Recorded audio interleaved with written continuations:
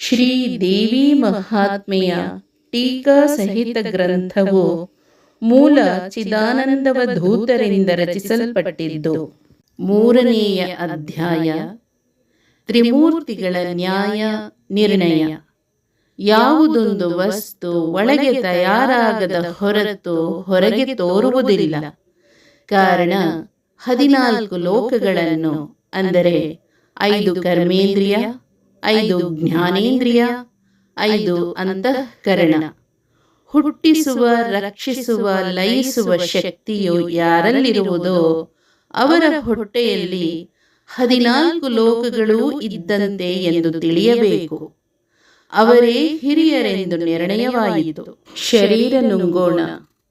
ಸ್ಥೂಲ ಶರೀರ ಜಾಗೃತಾವಸ್ಥೆಗೆ ವಿಷ್ಣು ಅಧಿದೇವತೆ.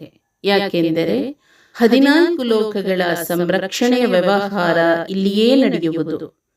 ಸೂಕ್ಷ್ಮ ಶರೀರ ಅಂದರೆ ಸ್ವಪ್ನಾವಸ್ಥೆಗೆ ಬ್ರಹ್ಮನು ಅಧಿದೇವತೆ.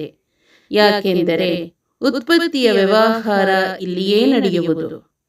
ಕಾರಣ ಶರೀರ ಅಂದರೆ ಜಾಗೃತ್ ಸ್ವಪ್ನಾವಸ್ಥೆಗಳಲ್ಲಿ ನಡೆದ ವ್ಯವಹಾರ ನಿದ್ದೆಯಲ್ಲಿ ಲೀನವಾಗುವುದರಿಂದ ನಿದ್ರಾವಸ್ಥೆಗೆ ರುದ್ರನು ಅಧಿದೇವತೆಯು.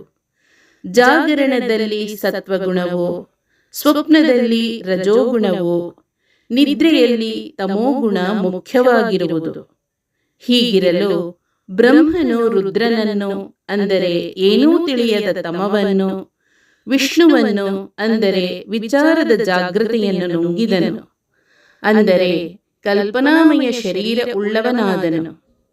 ಕಲ್ಪನಾಮಯ ಸೃಷ್ಟಿಯಂತೆ ಬ್ರಹ್ಮನ ಮನೋಮಯ ಸೃಷ್ಟಿಯನ್ನು ಇವರಿಬ್ಬರೂ ನೋಡಿದರು. ಕಡೆಗೆ ಶಿವನು ಕಲ್ಪನೆ ಮೀರಿ ಏನೂ ತಿಳಿಯದವನಾದನು, ಅಂದರೆ ನಿದ್ರಾವಸ್ಥೆಗೆ ಹೋದನು. ವಿಷ್ಣುವು ಕೆಳಗಿಳಿದನು, ಅಂದರೆ ಬಹಿರ್ದೃಷ್ಟಿಯುಳ್ಳವನಾಗಿ ಜಾಗರಕ್ಕೆ ಬಂದನು. ಆಲದೆಲೆ.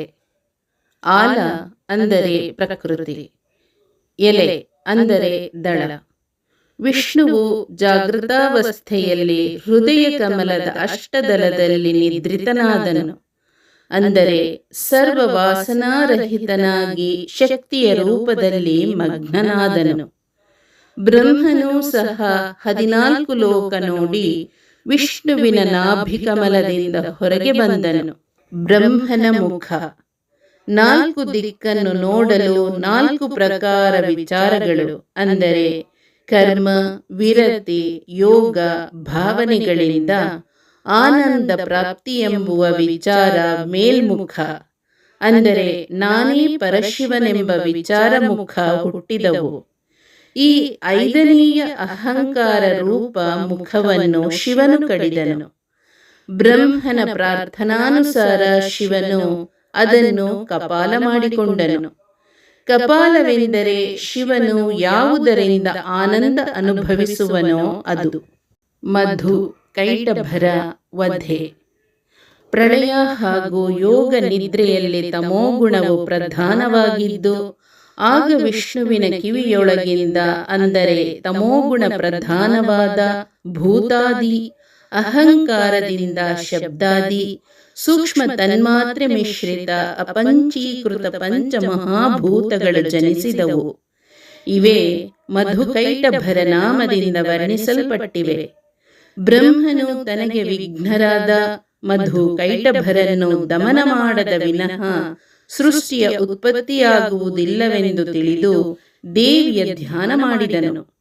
ಆದಿಶಕ್ತಿಯು ತನ್ನ ತಾಮಸಿಯಾದ ಮಹಾಕಾಳಿಯ ರೂಪದಿಂದ ಜಗತ್ತಿನ ಹಿತಕ್ಕೋಸುಗ ವಿಷ್ಣುವಿನ ಶರೀರದಲ್ಲಿ ಸೇರಿ ಸುದರ್ಶನ ಚಕ್ರದಿಂದ ಮಾಡಿದ ಪಂಚೀಕರಣವೇ ಮಧುಕೈಟಭರ ಸಂಹಾರ ರೂಪದಿಂದ ವರ್ಣಿಸಲ್ಪಟ್ಟಿದೆ.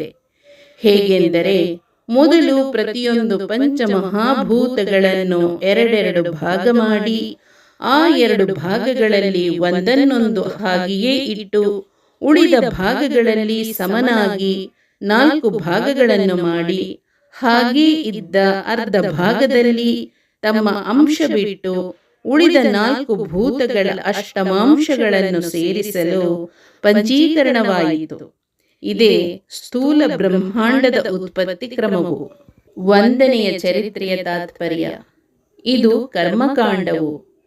ಕರ್ಮಿಗೆ ಫಲೇಚ್ಛೆ, ಕರ್ತೃತ್ವಾಭಿಮಾನಿಗಳೇ ವಿರೋಧಿಗಳು. ಮಧುವಿಷ್ಟಂ ಕರ್ಮಫಲಂ ತಾಮಸಸ್ಯ ಕರ್ಮಣಃ ಕರ್ತೃತ್ವಾಭಿಮಾನಃ. ಬ್ರಹ್ಮನು ಸೃಷ್ಟಿ ನಿರ್ಮಾಣ ಕಾಲದಲ್ಲಿ ತನಗೆ ವಿಘ್ನರಾದ ಫಲೇಚ್ಛೆ, ಕರ್ತೃತ್ವಾಭಿಮಾನಿಗಳೆಂಬ ರಕ್ಕಸರ ದಮನದ ಸಲುವಾಗಿ ದೇವಿಯ ಧ್ಯಾನ ಮಾಡಿದನು. ಆಕೆಯು ಆಕರ್ತ ಅಭೋಕ್ತಾರೂಪ ಸುದರ್ಶನ ಚಕ್ರದಿಂದ ಅವರನ್ನು ಸಂಹರಿಸಿದಳು. ಈ ಕಥೆಯಿಂದ ಕರ್ತೃತ್ವಾಭಿಮಾನಿಯು ಕರ್ಮಲಗಳನ್ನು ಹೊಂದಿ ಜನನ ಮರಣಕ್ಕೊಳಪಡುವನು. ಶರೀರ ಹಾಗೂ ಬ್ರಹ್ಮಾಂಡದೊಳಗಿನ ಸರ್ವ ವ್ಯವಹಾರವು ಶಕ್ತಿಯ ಪ್ರೇರಣೆಯಿಂದಲೇ ನಡೆಯುತ್ತಿರುವುದು. ಆದ್ದರಿಂದ ಆಕೆಯೇ ಸರ್ವ ಕರ್ಮಕರ್ತಳು. ನಾನು ಕರ್ಮಗಳನ್ನು ಮಾಡುವವನಲ್ಲ ಮತ್ತು ಕರ್ಮಗಳನ್ನನುಸರಿಸುವವನೂ ಅಲ್ಲ. ಹೀಗೆ ತಿಳಿಯುವವನು ನಿರ್ಲಿಪ್ತನಾಗಿ ಪರಮಾನಂದ ಹೊಂದುವನು.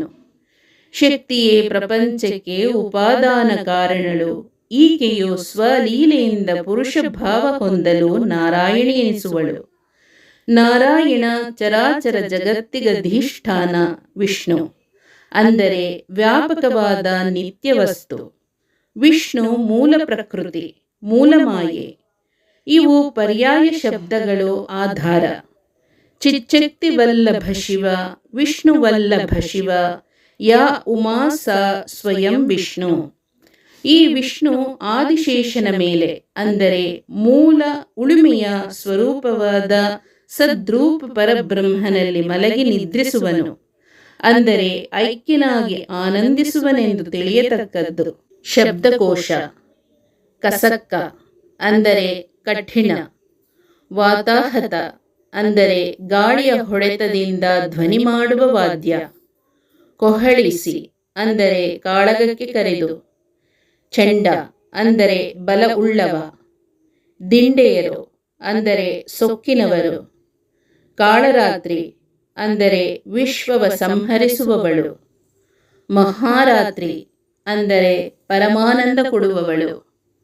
ಮಹಾವೀರ್ಯೆ, ಅಂದರೆ ಅಪರೋಕ್ಷ ರೂಪ ಶುದ್ಧ ವಿದ್ಯೆ. ನೀಲತುರಗೆ, ಅಂದರೆ ಕಪ್ಪು ಕುದುರೆಯನ್ನು ಏರಿದಾಕೆಯು. ಶರ್ವೆ, ಅಂದರೆ ಸಕಲವ ಸಂಹರಿಸುವವಳು. ಕುಠಾರ, ಅಂದರೆ ಕೊಡ್ಲಿ. ಗಡಕ, ಅಂದರೆ ದುಷ್ಟ. ಎರಗು, ಅಂದರೆ ಮೇಲೆ ಬೀಳು. ಮೂದಲಿಸು, ಅಂದರೆ ಹಂಗಿಸು. ಅಣಿ, ಅಂದರೆ ಹುಟ್ಟು. ಘಮ್ಮಿಕ್ಕು, ಅಂದರೆ ಧ್ವನಿ ತುಂಬು. ಮೊರೆ, ಅಂದರೆ ಅರ್ಭಟಿಸು. ಧಾರೆ, ಅಂದರೆ ಕತ್ತಿಯ ಬಾಯಿ. ದಂಡೆಯೊಡ್ಡು, ಅಂದರೆ ತಲೆ ಬಗ್ಗಿಸು. ಆಣೆ, ಅಂದರೆ ಹೊಡೆ, ತರಬು. ಲವಣ, ಅಂದರೆ ಇರಿಯೋಣ. ಉರಿಬೆ, ಅಂದರೆ ಆವೇಶ. ಎಕ್ಕಡರು, ಅಂದರೆ ಕಾಡಹಂದಿಯರು. ಆಯುಧಗಳು: ಕಣಿ, ಅಂಬು, ಶರ, ಸರಳು, ಮಾರ್ಗಣ, ವಿಶಿಖ, ಸಾಯಕ ನಾರಾಚ ಬಾಣ, ಕಾರ್ಮುಖ, ಕೋದಂಡ, ಪಿಂಡವಾಳ, ಬಿಲ್ಲು. ಶಾರ್ಗ, ಅಂದರೆ ವಿಷ್ಣುವಿನ ಬಿಲ್ಲು. ಪಿನಾಕ, ಅಂದರೆ ಶಿವನ ಬಿಲ್ಲು. ಅಲಗು, ಬಂಡೆ, ಕೃಪಾಣ. ಖಡ್ಗ, ಅಂದರೆ ಕತ್ತಿ. ತೋಮರ, ಅಂದರೆ ಬಿಸುಗತ್ತಿ. ಚಂದ್ರಹಾಸ, ಅಂದರೆ ಶಿವನ ಕತ್ತಿ. ಪರಿಘ, ಮುದ್ಗರ, ಅಂದರೆ ಗನೆ. ತೋಣೆ, ಡೊಂಕಣಿ, ಅಂದರೆ ಬತ್ತಳಿಕೆ. ಶಕ್ತಿ, ಅಂದರೆ ಅಗ್ನೇಯಾಸ್ತ್ರ. ಲಾಂಗಲ ಹಲ, ಅಂದರೆ ನೇಗಿಲು. ಶಲ್ಯಹ, ಕುಂತ, ಈಟೆ, ಅಂದರೆ ಬಾಲೆಗಣಿ. ಭರ್ಚಿ, ಸುರಗಿ, ಕಠಾರಿ, ಚೂರಿ, ಚರ್ಮ. ಹಲಿಗೆ, ಡಾಲು. ಕುಲಿಶ, ಅಶನಿ, ಅಂದರೆ ವಜ್ರಾಯುಧ. ಖಟ್ವಾಂಗ, ಅಂದರೆ ಹೊರಗಿನ ಕೈಯಂಥ ಆಯುಧ. या देवी सर्वभूतेषु मातृरूपेण संस्थिता नमस्तस्ते नमस्तस्ते नमस्तस्ते नमो नमः।